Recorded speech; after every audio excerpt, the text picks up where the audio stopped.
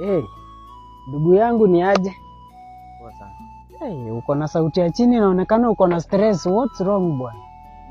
Niko sawa. Mimi sina shida yoyote. Nilikuwa tu hapa nawaza.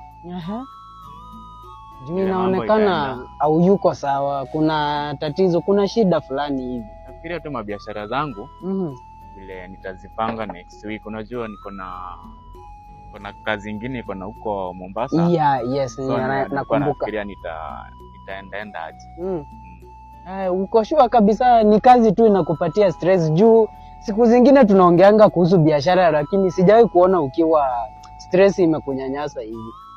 Inaonekana kuna something behind the business. What's wrong? Lakini wacha nikuulize, umeoa? Kuoa? Sijaoa, lakini napanga kuoa.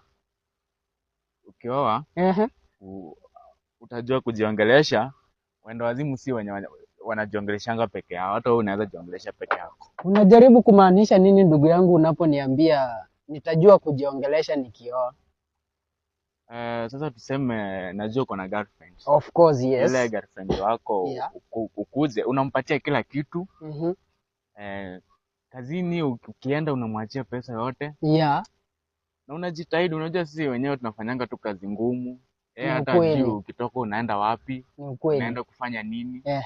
Alafu huyo mtu ukitoka jioni unakuja kumpata akiwa na mwanaume mwingine, tena kwa mahaba sana. Wanacheka, hata wewe bibi yako hajacha